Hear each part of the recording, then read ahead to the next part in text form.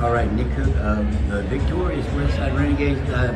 Nick, it's been 10 years since you won a regional title as the head coach. I would imagine it feels the same now as it did then. There's no better feeling than winning a regional when you're in front of your home crowd and the electric atmosphere we had tonight.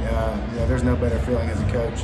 I was looking like, to me, it seemed like right off the bat, blanket chip as a basket, and then on the other end, a block shot. That kind of set the tone, I thought, for the whole night. Was your size a major factor in this game? We definitely wanted to take advantage of our size. I felt like, we worked the last 3 days on pounding the ball inside, which hadn't been, what we've done a lot of this year. We've done it at times, but we thought that was one of the advantages we had in this game, and getting some second chance points, and we've done a pretty good job at times of getting it in there. And we did. I thought we got some pretty easy buckets.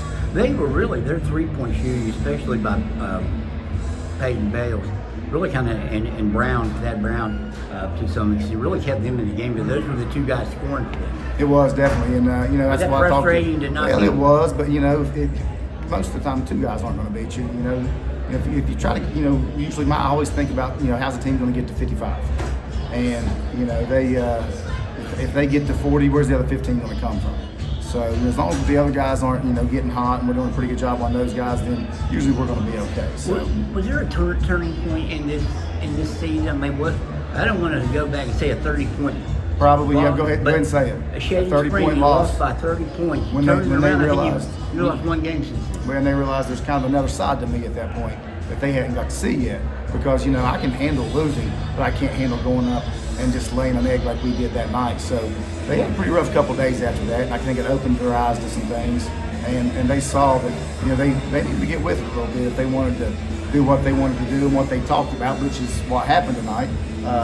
And from that point forward, their concentration went up, their focus went up, and it just seemed like it really got a lot better from that point. With the wealth of freshman players that are now playing varsity basketball, and I mean, you look right down the road at Wyoming East, they got two starters that are freshmen and really contributing. Both kids had 20 points in their first regional game. Yeah. Over 20, one had 23, one had 20. You guys are a senior-laden team.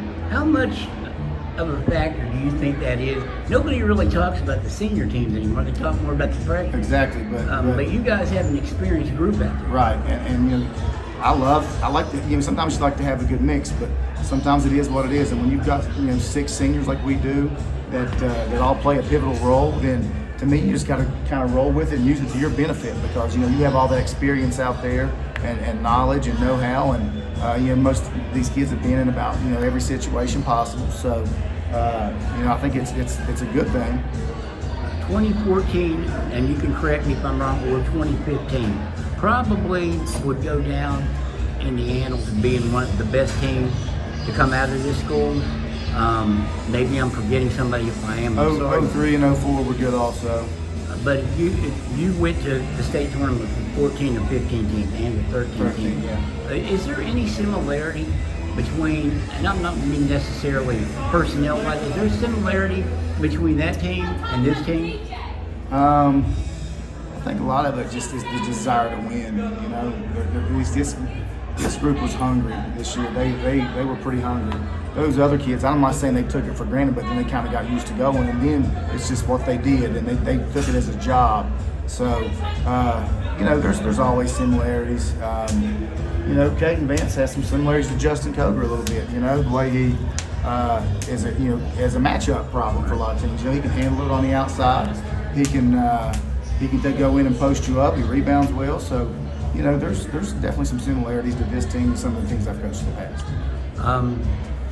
On a personal, you probably didn't think you'd be coaching this team. No, I did not. At the beginning of the year. No, I did not expect this. Or in the this beginning is of their season. Yeah, I didn't think I spend my March in this gym. What's it mean to you to get back down there one more time? And you told me that you have no desire to keep going on. No, and it's not really necessarily anything for me right now. It's for everything these kids have been through and the resilience they've showed.